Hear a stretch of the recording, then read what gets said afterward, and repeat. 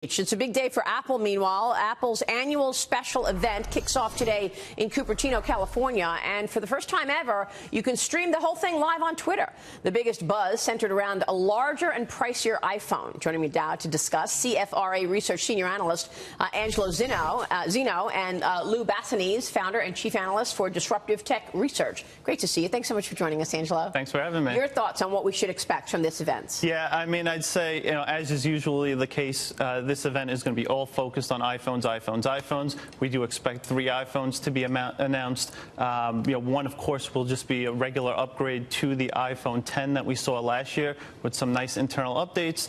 You'll also see a larger, pricier screened iPhone, 6.5 inches, very similar to that iPhone 10 device.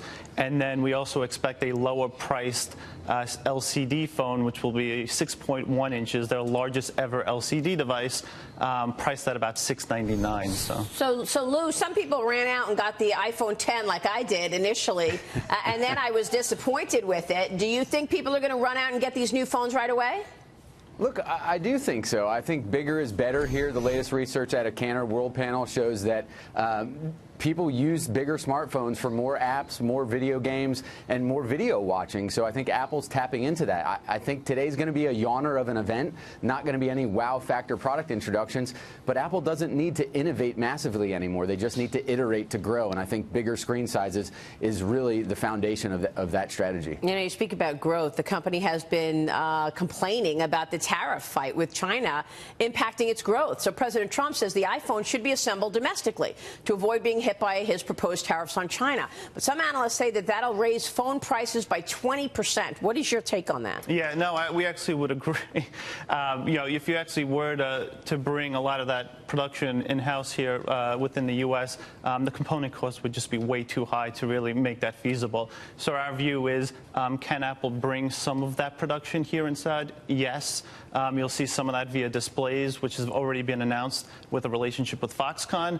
But that being said, I wouldn't expect any time in the near future for them to be able to circumvent those tariffs via producing it here within the U.S. But it's not that easy to do, right? I mean, Susan Lee was with us yesterday, and she said Apple has like 1.3 million people working on the iPhone in China. How do you reposition those people to do it in America? Lou, you don't think the tariffs are going to have much of an impact, do you?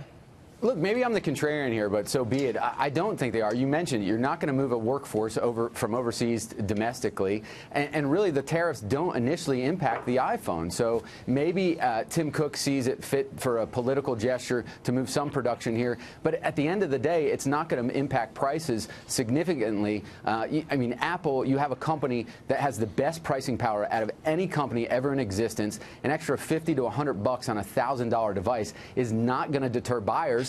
And if you have any doubt, look at the last iPhone refresh. So many pundits were convinced that consumers were going to punt and not buy the iPhone 10. And what happened? The exact opposite. They had a record number of sales for the iPhone 10. So how would you compare the U.S. customer to overseas? Because there's some analysts, Angelo, that said the iPhone has not performed well in places like China, India. What can be done to up that competition?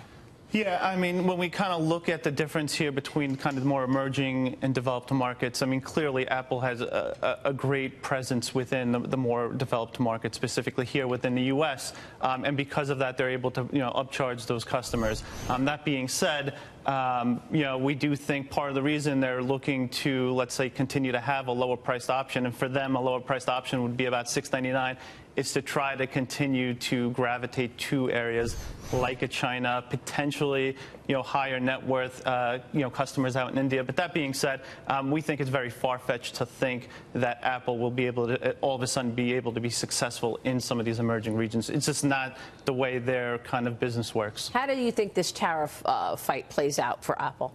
Well, currently, we only expect about 5–6% of their revenue actually being exposed from the proposed tariffs that have been announced, that being the watch, the AirPods, and what have you.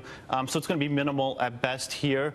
But that being said, if it were to somehow get to the iPhone level, We actually agree with Lou here in the sense that, they'd be able to pass on a good chunk of the higher prices to consumers, maybe about 10% of that. But at the end of the day, I mean, we continue to believe that iPhones will not be touched when it comes to tariffs. Which is why you still have a buy rating on it. Correct. We do have a $255 target on that. And Lou, you're not worried about growth getting impacted? No, I'm not worried about growth getting impacted. Look, I mean, Apple is a Goliath in a market with absolutely no Davids running around. I mean, their dominance is secured. They have the highest ASPs, the highest profit margins. I mean, they take the lion's share of the smartphone profits. And they've proven time and time again. Tim Cook is not a slugger that looks to hit dingers. Yeah. He's Mr. Reliable. He hits singles and doubles. And the proof is in the scoreboard. I mean, the stock's up 250% over the last 5 years, 300% under his tenure. First company to hit $1 trillion market cap. I mean, the results speak for themselves. They continue to iterate and grow. It sure is. Angelo, Zino, Lou Basenese, thanks very much. Good to see you both, gentlemen.